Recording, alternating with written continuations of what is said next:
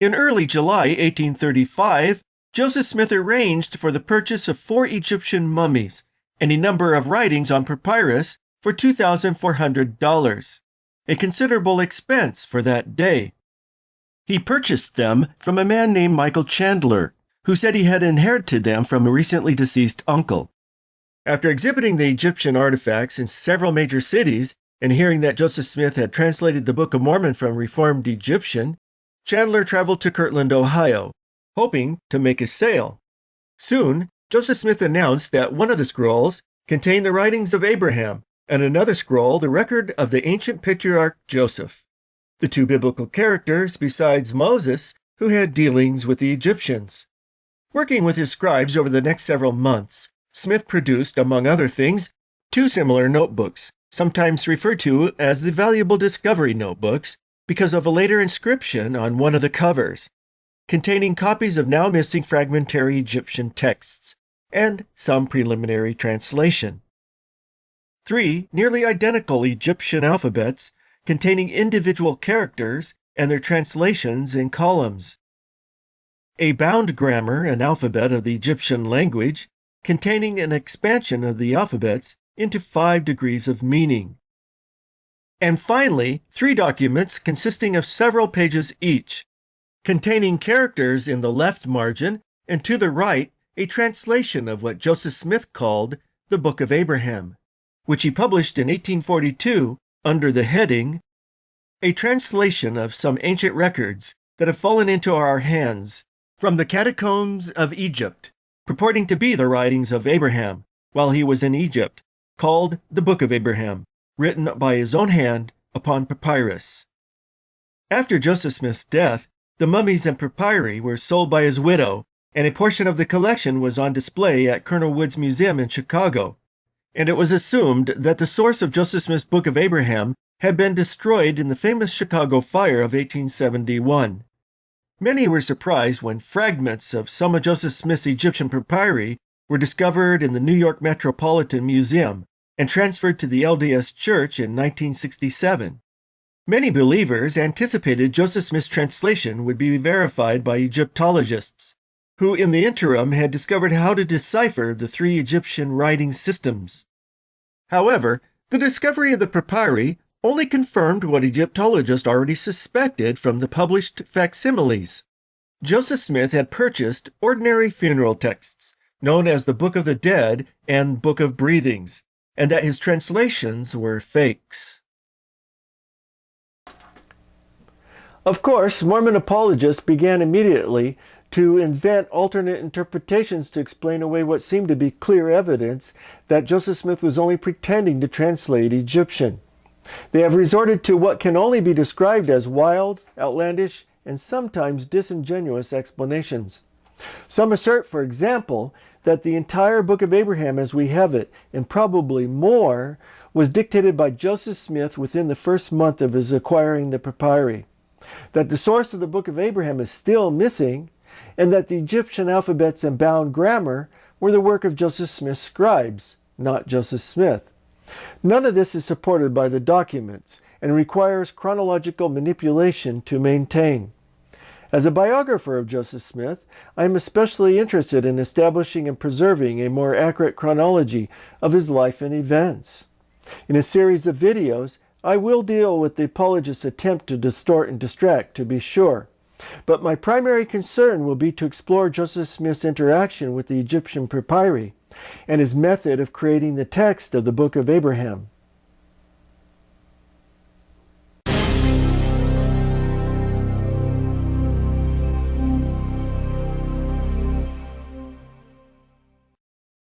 Not only did the discovery of Joseph Smith's Egyptian papyri in the New York Metropolitan Museum not confirm Joseph Smith's translation, but it was quickly discovered that the hieratic characters in the margins of the 3 Kirtland translation documents had been copied sequentially from the first 4 lines of what archivists have designated as Joseph Smith Papyrus number 11. That is, except where the characters had been invented to fill in gaps where the papyrus had been damaged. This seemed to imply a process of translation. However, some apologists questioned this assumption.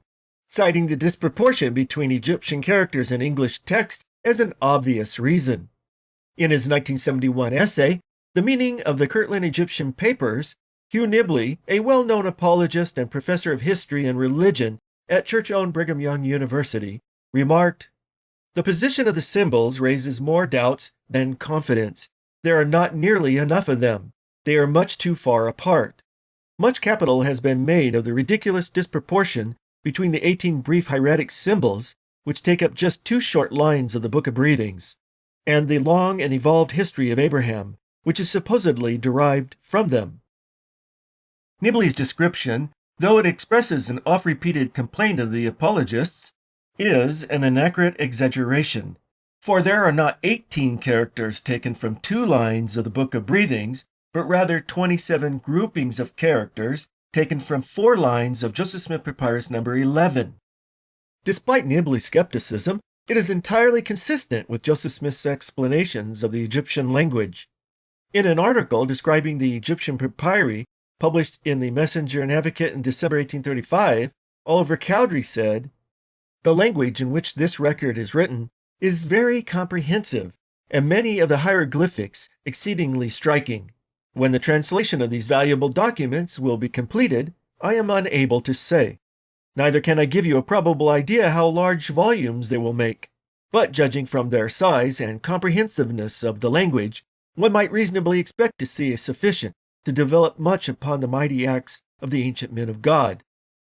The first 3 pages of the bound grammar explains how this comprehensiveness works, using the first 3 characters from one of the translation documents, both in the handwriting of Joseph Smith's scribe, William W. Phelps. The 3rd character in the margin would have appeared in the missing portion of Joseph Smith Papyrus number 11, but this was one character Joseph Smith didn't invent, but took from column 2 of Joseph Smith Papyrus 1, which was originally attached to fragment 11. The character in the column has been slightly damaged, but from copies in each of the alphabets, it can be seen that it is a man holding a staff. It is the hieratic sign for great, and together with the sign next to it, becomes the word Osorwer, representing the god Osiris. On page 3 of the grammar, this character is given the name Kaya Broam, Kaya Bra Oam, Zubzul Oan. Below this, Phelps wrote, "This character is shown dissected, and in the left margin, the character is shown with each line and dot separated." The grammar assigns a name and meaning to each part of the character. On the previous page, Abra Oam is defined as follows: "A father of many nations, a prince of peace, and one who keeps the commandments of God, a patriarch, a faithful heir, a high priest." This foreign-sounding name was obviously invented from the name Abraham, and giving a meaning to the name would be similar to Adam Clarke explaining in his well-known Bible commentary that Abraham in Hebrew means a father of a multitude of nations. Only Egyptian apparently was more comprehensive. On the same page is the definition for the prefix chi, the compound of iota, see saw, seeing, or having seen, as well as Zub-Zul Oan, the firstborn, or the first man, or father, or fathers. The combination of Chi and Abra Oam is defined as follows: coming down from the beginning, right by birth, and also by blessing and by promise, promise made, a father of many nations, a prince of peace, one who keeps the commandment of God, a patriarch, a rightful heir, a high priest. Thus, one character can yield many sentences.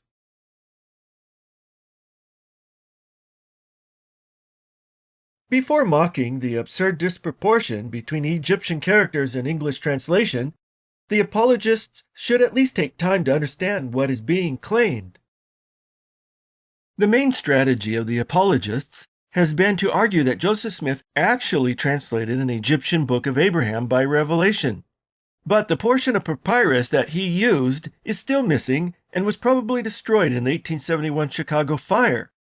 To maintain this position, it is necessary for the apologists to explain the relationship of the characters in the margins of the translation documents and English text as something other than a translation. They also need to extract Joseph Smith from responsibility for the content of the three alphabets and bound grammar. BYU professor Hugh Nibley led the way, arguing in his lengthy 1971 essay, published in the Brigham Young University Studies, that the characters in the margins of the translation documents did not imply a translation, and that the Grammar and Alphabet Project was the work of Joseph Smith's scribe, William W. Phelps, and others, trying to retrofit Joseph Smith's translation to the Egyptian papyri. In his 1975 book, The Message of the Joseph Smith Papyri, an Egyptian Endowment, Nibley elaborated on his theory. The brethren at Kirtland were invited to try their skill at translation. In 1835, the prophet's associates, miffed by his superior knowledge and determined to show him up, made determined efforts to match up the finished text of the Book of Abraham with characters from the Joseph Smith Papyrus number 11. But they never got beyond the second line of characters. If they were really trying to translate, they soon demonstrated that it simply didn't work. Of course, there's not a shred of evidence that such an event took place. It is pure fantasy invented by Nibley and has no other reason for existing than to explain away adverse evidence.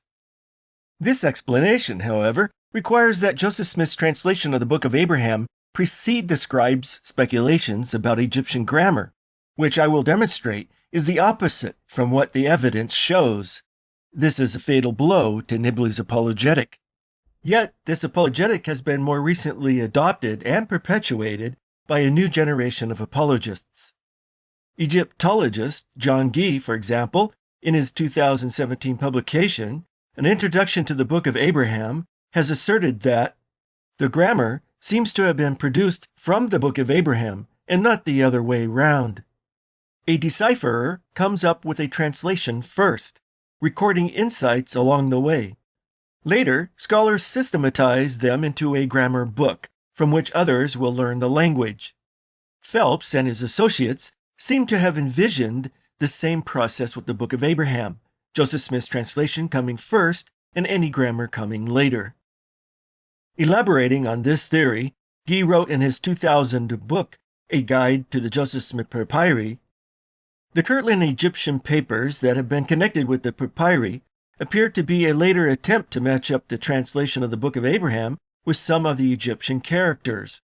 If one assumes that the Book of Abraham was the second text on the Papyrus of Hor, a possible scenario is that having the translation of the Book of Abraham, the brethren at Kirtland tried to match the Egyptian characters with the translation, but chose the characters from the first text.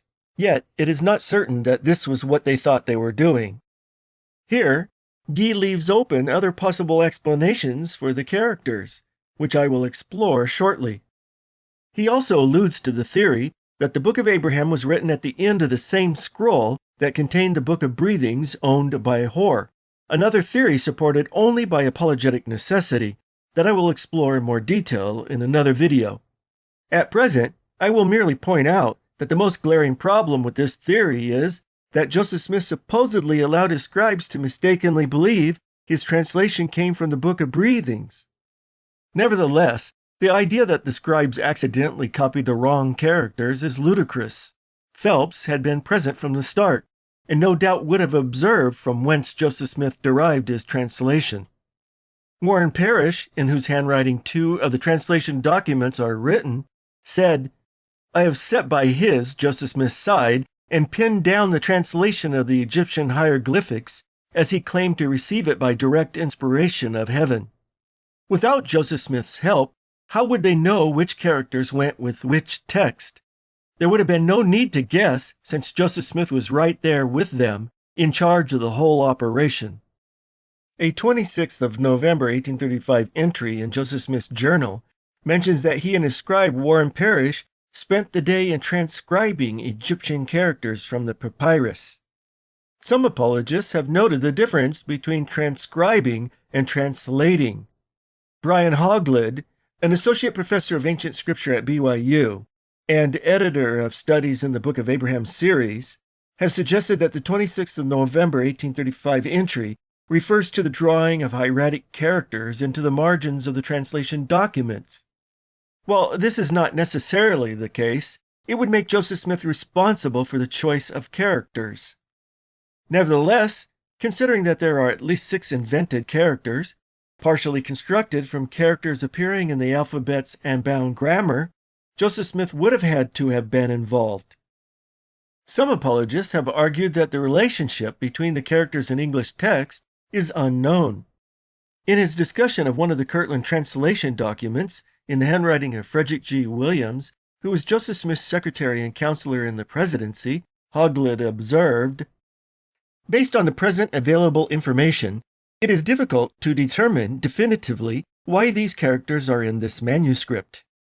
The editors of the Joseph Smith papers make a similar statement in Volume 5 of the document series. Though the juxtaposition of the characters and Book of Abraham text implies a relationship between the two, the exact nature of that relationship is not stated. Though not stated, the relationship is quite obvious. The editors of the Joseph Smith papers chose to publish what they believe is the earliest manuscript in the handwriting of Frederick G. Williams, and to exclude the most complete text begun by W. W. Phelps and completed by Warren Parrish.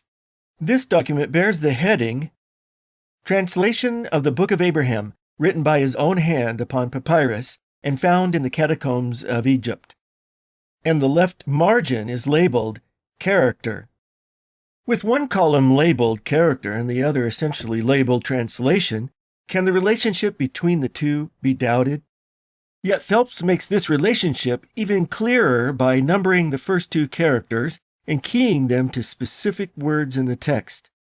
The first is keyed to the land of the Chaldeans and to the act of seeing, while the second is keyed to the name Abraham.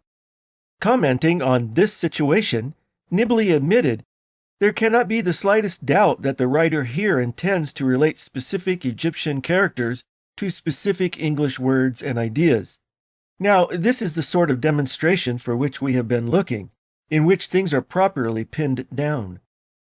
Nibley then tried to dismiss this evidence because Parrish didn't continue the method when months later he copied the translation and characters into this document, but there is no indication that the purpose for the characters in the margins had suddenly changed. Even Phelps didn't attempt to identify his third character with specific English words in the text.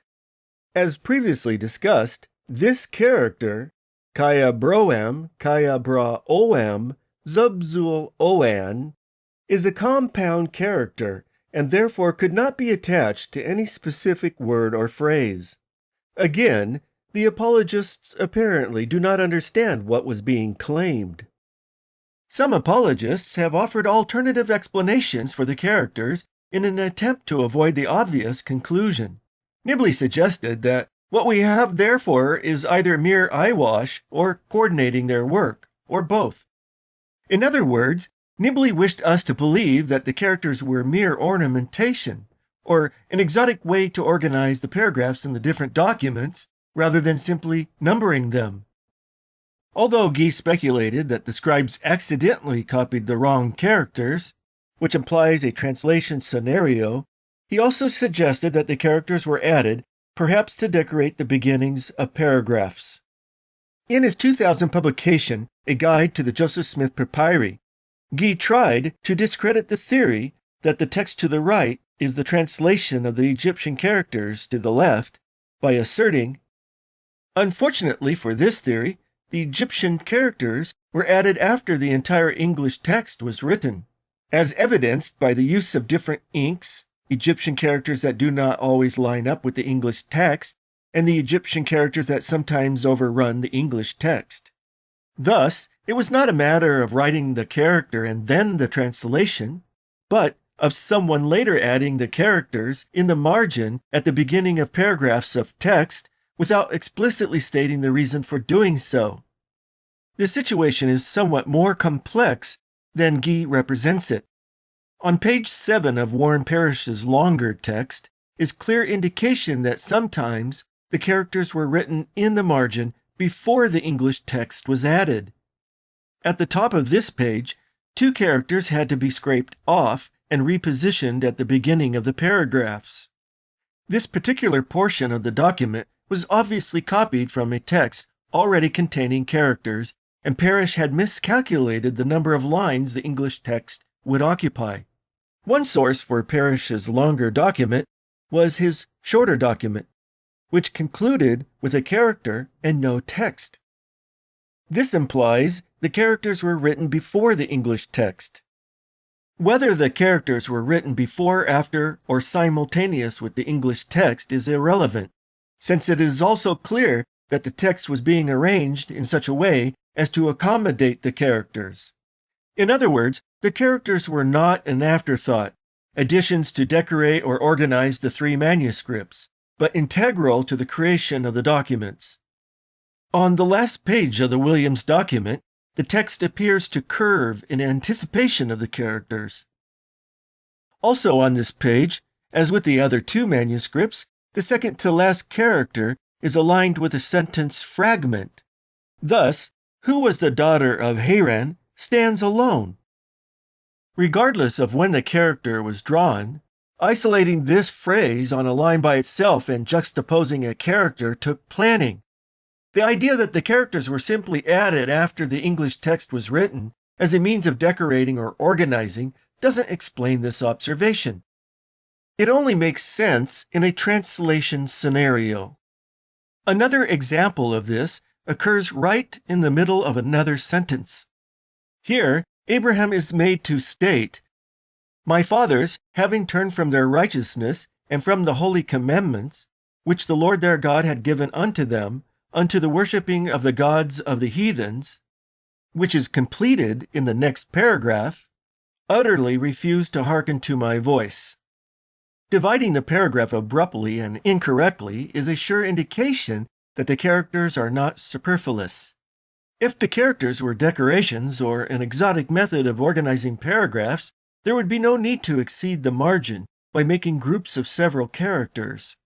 The fact that the characters exceed the margin implies that the scribe was being particular about which characters went with which text, which can only be explained by a translation scenario. The presence of at least 6 invented characters is another reason to reject the suggestion that the characters were added to decorate or organize the translation. Obviously, drawing on the Egyptian papyri for other than translation purposes doesn't require the invention of missing characters. Concerning these characters, Chicago University Egyptologist Klaus Baer observed in 1968 that they are clearly proposed restorations that bear no resemblance to the signs that certainly were on the papyrus before it was damaged. Note also the difference in general appearance of style. Who, besides Joseph Smith, could fill in the lacunae, or gap, with invented characters? Joseph Smith's mother, Lucy, reportedly said that when Joseph was reading the papyrus, he closed his eyes and held a hat over his face, and that the revelation came to him, and that where the papyrus was torn, he could read the parts that were destroyed equally as well as those that were there. As early as 1837, William West reported, "These records were torn by being taken from the roll of embalming salve which contained them, and some parts entirely lost, but Smith is to translate the whole by divine inspiration, and that which is lost, like Nebuchadnezzar's dream, can be interpreted as well as that which is preserved, and a larger volume than the Bible will be required to contain them." By suggesting that the characters were added to decorate or organize the paragraphs, as if the characters were an afterthought, Nibley and Gee have seriously misrepresented these documents. Apologists desperately want to claim that the 3 Kirtland translation documents are all partial copies of a missing original document that Joseph Smith dictated in July 1835, leaving unexplained why Frederick G. Williams and Warren Parrish didn't copy the first 3 verses. If they had access to a complete text and were making copies for personal use, as Gee maintains, there would be no reason to begin their copies abruptly by skipping the first 3 verses, which is where Phelps's text just happened to have stopped. Obviously, they considered their work a continuation of Phelps's document, which is why Parrish later copied the text that he and Williams recorded into the translation book following Phelps's entry. We know that Phelps and Parrish originally recorded their documents into a ledger book and that the 5 sheets containing them were subsequently cut out with a straight razor, because an examination of the inside edges reveals an identical uneven cut, which damaged some of the characters and words. Evidently, Phelps had prepared a companion volume to the bound grammar, in which to record the finalized translation. There is no evidence supporting the existence of a now-lost original text from which the Parrish and Williams documents were copied, although the apologists' motivation for asserting such was the case is clear. To maintain the notion that the alphabets and bound grammar were reverse translations of the Book of Abraham, the translation must precede the grammar and alphabets. Since Parrish was not hired as Joseph Smith's scribe until the 29th of October 1835, these apologists are forced to conclude the document bearing his handwriting must be a copy of a now-lost original manuscript dating to July 1835. Hence, Guy asserted in his 2000 Guide to the Joseph Smith Papyri, Joseph Smith began translating the papyri in early July 1835. The current text of the Book of Abraham was translated by the end of the month. In his recently published Introduction to the Book of Abraham, Guy similarly stated, the current published text of the Book of Abraham, and probably more, seems to have been translated by the end of July 1835. The Book of Abraham appears to have been longer than the current text.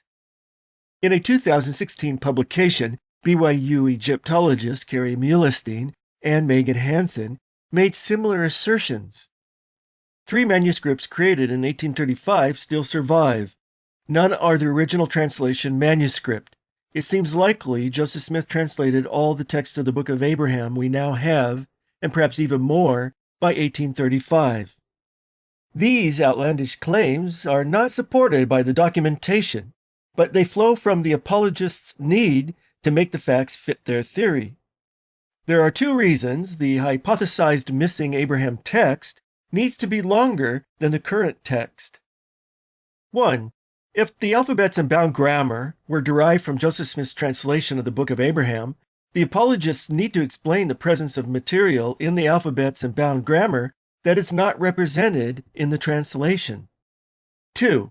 If the translation of the Book of Abraham as we have it was completed by the end of July 1835, the apologists need to explain entries in Joseph Smith's journals mentioning him translating in November 1835 and March 1842. It will become increasingly apparent as I proceed in my analysis that the apologists, in order to maintain their central thesis, do not hesitate to invent others equally outlandish to support it. The strongest evidence against the missing source theory is the Williams and Parrish documents themselves. While some apologists believe that the Williams document is probably the earliest copy, and that Parrish simply copied the Williams document, a more careful analysis demonstrates that Williams and Parrish wrote simultaneously from Joseph Smith's dictation. This is apparent right from the first lines of these documents. Here, in Abraham 1 verse 4, both Williams and Parrish wrote whereunto, then cancelled it, and wrote unto on the line immediately following this cancellation. This shows that one scribe was not simply copying the other, nor were they copying a now missing document. The simplest way to explain how the same emendation could occur in 2 documents is that both were writing from dictation at the same time, and Joseph Smith made an immediate correction. Here, in Abraham 1 verse 26, Joseph Smith evidently changed the direction of his narrative after both Williams and Parrish recorded 4 words. The correction of this error is definitive evidence that both Parrish and Williams were writing as Joseph Smith was dictating his translation. Another example of this kind of emendation includes evidence of oral dictation. Here, in Abraham 1, verse 17, Joseph Smith dictated, "Their hearts are turned," and immediately changed it to, "They have turned their hearts." This emendation disproves any theory that Williams and Parrish were copying from a now missing document, or that Parrish was simply copying Williams' document. Note that Parrish stopped writing before he completed the word turned, but writing turn before crossing it out. Only an oral dictation situation can explain this. As the result of the 2 men writing at different speeds, when Joseph Smith made an immediate correction. Note also the difference in the name of the god, Elkanah and Elkanah. This difference provides evidence that Parrish and Williams made mistakes due to hearing, rather than mistakes arising from visually copying another document. As can be seen from this chart, Parrish consistently spelt the name Elkanah, except once when he first wrote Elkanah and then quickly wipe erased the terminal AH and overwrote ER. Williams, on the other hand, wrote Elkanah for the first two occurrences of the word, but then started writing the word phonetically, Elkanah, with an AH ending. The confusion was likely due to Joseph Smith's New England non-rhotic accent, which could either drop or add a terminal R sound. For example, the water is cold, or the idea is good. A similar error occurred on page 34 in the grammar, when Joseph Smith said Kolob had been discovered by Methuselah and also by Abraham, but Parrish wrote Methuselah. There are also instances where Parrish and Williams mistake the for the and son, S-O-N, for son, S-U-N. These kinds of errors are consistent with a dictated manuscript. Evidence for Williams and Parrish writing from oral dictation is considerable and incontrovertible. It is also devastating to the apologist reverse translation theory. It means that we have the original dictated texts of the Book of Abraham from the Kirtland era, and that there is no need to speculate about a missing source. Since both manuscripts begin with a reference to the alphabet and grammar, sign of the fifth degree of the second part, it clearly means that the alphabets and bound grammar were created first, and the translation came after. Because Parrish and Williams were writing simultaneously, both documents date to after the 29th of October, 1835, when Joseph Smith hired Parrish as a scribe.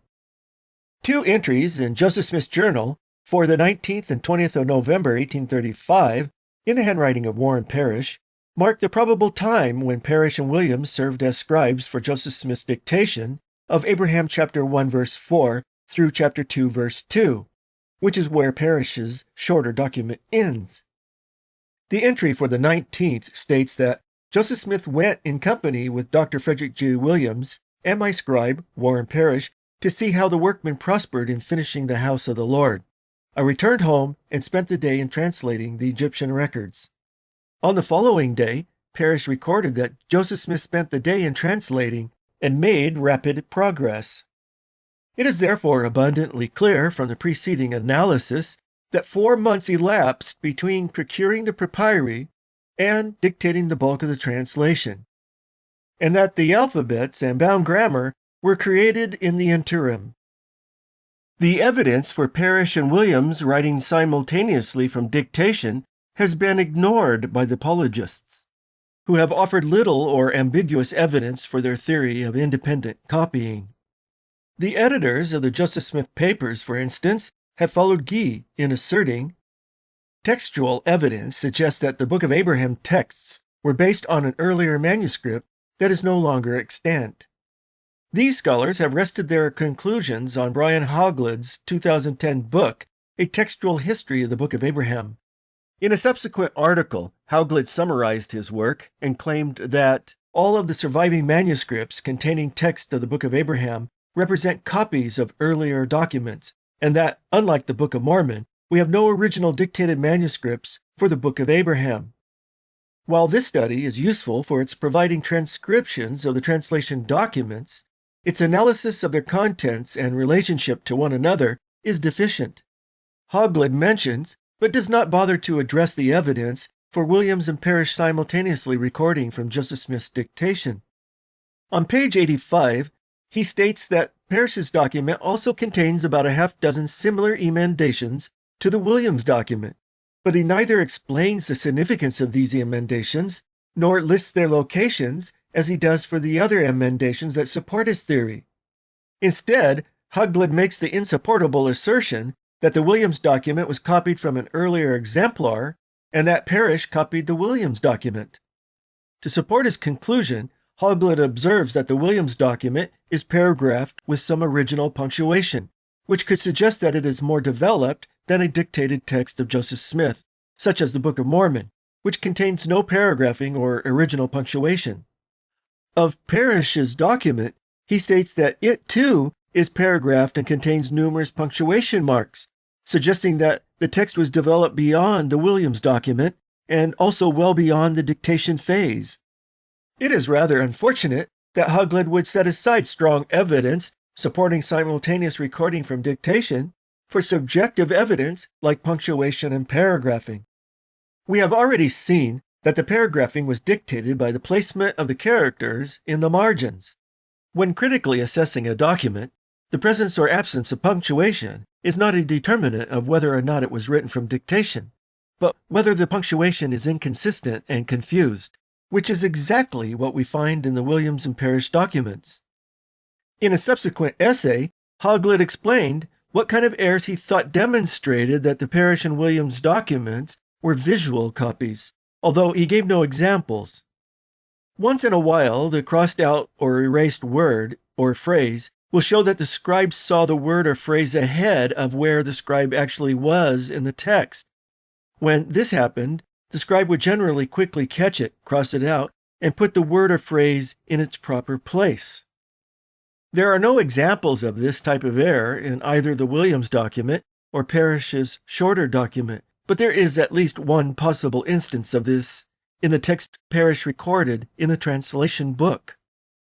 After Parrish had copied his shorter document into the translation book, he evidently began taking dictation from Joseph Smith and recording it directly into the book. While his copied text is relatively free of emendation, the new material begins with a number of corrections that are best explained as the result of oral dictation. Here, in Abraham 2, verse 6, there are multiple cancellations. Hoglet lists the cancellation of "which I will give" and its repetition as evidence that Parrish copied another document and that his eye accidentally skipped ahead. But a more likely explanation is that Joseph Smith dictated "unto a people which I will give," and realized that it was the land that would be given to Abraham's seed, not the people, and so he had those words canceled and then clarified it by dictating that Abraham would preach in a strange land, which I will give unto thy seed. Hoglet skips the cancellation of eternal memorial and inline correction to everlasting possession, which is a sure indication that Parrish was writing from Joseph Smith's dictation. The confusion between "the" and "the" is also a possible hearing mistake. Another kind of visual copying error described by Hoglet is called dautography, which happens when a scribe would copy text from an earlier manuscript to another sheet. The eye would see the same word twice and accidentally rewrite it. An example of this kind of error comes in 3 Nephi 22 verse 4 in the 1837 edition of the Book of Mormon. By comparing the 1830 and 1837 editions, it can be seen that after typesetting the words "of thy," the typesetter's eye skipped up and slightly to the right at the same words, "of thy," which caused him to repeat the phrase "youth," and "shalt not remember the reproach of thy." Hoglet has found nothing like this order of dautography, but instead points to two very unusual didographs. One instance is a repetition of two words which occurs when Parrish turned over the sheet to begin a new page of his shorter document and repeated the words "and my" from the previous page, which at some point was cancelled. In such a situation, a scribe writing from dictation could also lose his place and accidentally repeat a word or two when turning over the page, and therefore this example doesn't provide definitive evidence that Parrish was copying another document. The other repetition is also unusual in that it is a paragraph-long didograph, which appears at the end of the Williams document. The first thing to notice is that the Williams document ends abruptly, implying that it is not complete. Next, the repeated paragraph is without characters and discontinues, maintaining the left margin after 3 lines. Finally, the repeated paragraph continues beyond the repetition without creating a new paragraph, like Parrish's longer document from the translation book does. This last observation is additional evidence that the paragraphing Hauglid makes so much of was indeed created to align the text with the characters. Because Williams changed his method of recording at the point where the repeated paragraph appears, it would be a mistake to assess the entire document based on this unusual dittograph at the end. Yet, in his new book, Guy makes this unwarranted assertion. Toward the end of the manuscript is a long dittography, which repeats part of the Book of Abraham, indicating that this manuscript is a copy of an even earlier manuscript, which unfortunately has not survived. However, there is an explanation that is quite complex, but once understood, it becomes clear that this dittograph in no way threatens the dictation theory. When Parrish and Williams were recording from Joseph Smith's dictation, probably on the 19th and 20th of November 1835, Williams wrote one more paragraph than Parrish. Parrish drew the last character, but left the remainder of the page blank. Next, Parrish copied the text onto 7 pages of the translation book, following the half-page Phelps had previously scribed, making some slight changes. After skipping a line, he then copied the paragraph that had been dictated in his absence from the Williams document. At this point, Parrish began writing from Joseph Smith's dictation directly into the book, which, as previously discussed, is evident from the inline corrections made in his new text. This possibly occurred on the 24th and/or 25th of November 1835, the last 2 entries in Joseph Smith's Kirtland Journal where translation is mentioned. Later, Williams wanted to copy the new text into his manuscript. The paragraph Williams last wrote ended with the word Haran on a line by itself. As he turned the pages of the translation book, looking for a paragraph that ended with that word, he would have first come to the top of page 7 and would have accidentally began copying the paragraph that he had already recorded from Joseph Smith's dictation. What may have added to his confusion was the blank line before the paragraph, and the possibility that either Parrish's or Williams' document, or both, didn't have the characters in the margin next to the paragraph. As previously mentioned, Parrish had evidently copied the characters into the margin before copying the English text, but having miscalculated the number of lines, found it necessary to scrape off 2 characters on page 7. It is also possible that Williams had yet to copy the characters onto his document.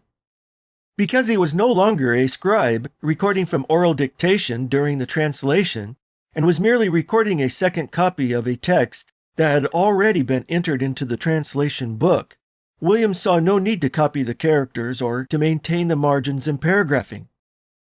We may never know exactly how Williams introduced a paragraph-long dittograph into his document, but the scenario I have outlined explains far more of the evidence and facts than Guy's simple assertion about the entire document based on a repeated paragraph at the end. Guy's explanation can't explain the presence of clear evidence of simultaneous recording from dictation that appears in the document prior to the dittograph, nor can it explain the change in Williams' method at the point of the dittograph. In conclusion, nothing in Guy's and Hauglid's discussion of the evidence compels us to abandon the simultaneous recording from dictation theory, a theory that is supported by strong evidence and explains most of the facts. Recognizing that the Parrish and Williams documents are the original records of Joseph Smith's dictation of the Book of Abraham, and that they date to November 1835, means the apologist theory that the alphabets and bound grammar were created after the translation must be abandoned. Instead, these curious works on the Egyptian language must be seen as Joseph Smith's preliminary efforts to find meaning in his newly acquired Egyptian papyri. It also means that the missing document theory is therefore both unnecessary and unsupported. So far, we have discussed the general order in which Joseph Smith produced his Kirtland Egyptian papers, and we have established that after dictating 3 verses of the Book of Abraham to W. W. Phelps in early July 1835, he began immediately working on his alphabets and bound grammar of the Egyptian language. And then, the following November, he dictated 48 verses to Frederick G. Williams and Warren Parrish. Establishing this order not only destroys the apologist reverse translation theory, but it tells us that Joseph Smith first developed his ideas in fragmented form and then dictated the text of the Book of Abraham. This is important for those who wish to understand Joseph Smith's method, as well as the true history of the Book of Abraham. In the next video, I will take a closer look at the first phase of Joseph Smith's working with his newly acquired papyri, and discuss in detail the alphabets and bound grammar. I will also continue my examination of the ad hoc theories of the apologists. I'm Dan Vogel. Thanks for watching.